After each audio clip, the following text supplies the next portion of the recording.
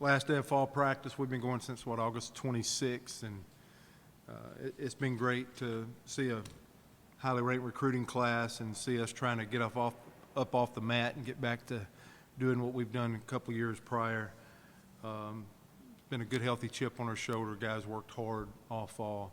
This is our last day of fall, so now our attention as a staff, and hopefully our players too, our attention turns to, what do we outline for us now that we're 86 days from our season opening, and a lion's share of these days of where people are going to be back, not being pushed as a group, but being left to their own devices as individuals. And, what can we outline for these guys, and how can they get some self-motivation leading till we come back January 13th and have those 5 weeks getting ready to open up on February 14th. I guess just starting with Eric, I know his ball stats really pop off the page. What did you see from Eric this fall? How do you feel like he grew, and just what really stuck out? Yeah, we've done player evaluations. Those have been collected as of yesterday, and I look forward to pouring through those. But I think the word that I would put by Eric, you hit 500, just it's 20 or so opportunities of games per se with his at-bats. Consistency would be the word I'd put next to him, and it was consistent defensively. Line share of everything's either been shortstop or third base or the left side. I think we felt like we need to get better there. We talk about pitching, but felt like we need to get better on the left side. If you just look at him as an example, that's a guy that was coming off that knee surgery, devastating surgery, and maybe playing a season at 70%. He was, still has his brace on, played this fall with a brace, but, man, he was closer to 100%. You could just see the range back in his game.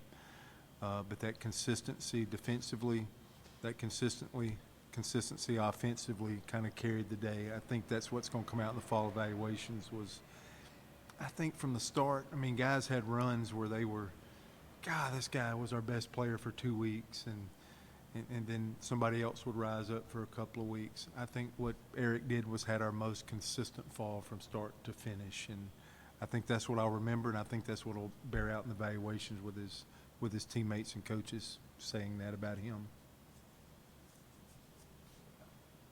How did you guys come out of the fall as far as injury line? Yeah, pretty good. I think everybody's got a chance to track and be back. I think the one that we're trying to figure out right now, kind of a new one probably to introduce to you guys, is inconsistent as we're getting together, would be Mason Cook with a wrist injury. So we're trying to do the MRIs and figure out if that's something that will heal on its own here over the break, or do we need to do something? Do we need to do something here before the season to make sure that he's back? So we're not talking about like elbow or shoulder. We're talking about a wrist, and we're just trying to figure out how severe that injury is right now to the right course of action for him to not miss any season or miss as little a season as we can with that injury. So that one has my undivided attention. I think Eric will be out of the brace come spring, so I think he probably could be already, but just being safe with that. But I do think he gets to play a season without that brace. Ballou had missed some time but came back late, actually swung the bat great in the last fall World Series, so we feel like that oblique from the summer has gotten better, and he's back to 100%. Bristol Carter, I don't think we saw quite the 100% version of him. He had surgery on his hand in July, and he just gritted and bared through it. But the last couple of weeks, I thought I saw more life in his body and his swing. So I appreciate him getting through the fall. Because I think it was good acclimation for him to his team, being a new team, and I don't feel like he's going to have to be coming back in January trying to get a swing going or trying to get caught up. I think by him gritting through this fall, that helps him tremendously from that standpoint. So all in all, Gatwood missed a few weeks. I hate it because it's so important for a freshman to get those 2 or 3 appearances. He'll throw live to hitters today and got to throw in this last World Series. So we've got to catch up on some missed outings with somebody like him. But all in all, from a college standpoint, that definitely was a challenge last year when Guevara went down and maybe your 1 and your 2, speaking of Joseph Gonzalez for sure. But right now we're in a pretty good place going into the break. Expecting Cooper back fairly soon. Yep, should have mentioned him in these comments.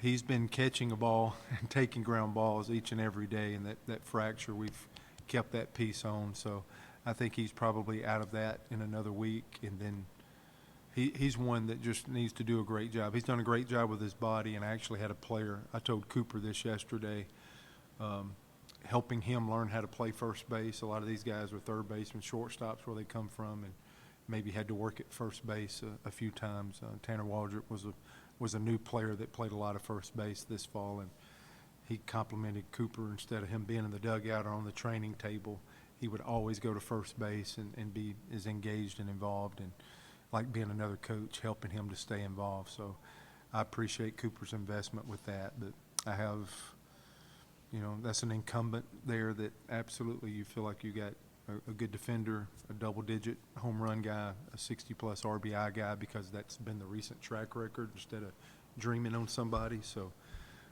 as excited as we've been about the fall, having Cooper back, because he really didn't participate in any this fall, is exciting. But he'll probably start in another week getting more adventurous with some things. But he's been doing what he could, and he really invested in being a leader this fall, so I appreciate that.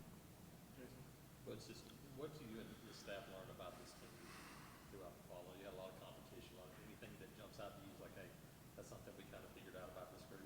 With so many new pieces, the freshmen, I knew that group was close because they stayed together. They committed. We've never had that many guys make it to campus. So they did something within their own little rank of getting here. So we knew that was a pocket of closeness. But I think Irish, I think Fabian, I think McMurray for sure. Parker Carlson, Ben Shore is an amazing leader when you start asking people to say who is a valued team member. That's another collection of guys with the returners and maybe the portal guys, the new transfers that come in. I think I've been most excited about how the groups have meshed, and I think we've really tried to do that, because when you don't have a good season, the first thing you think about, like, we got to get them closer.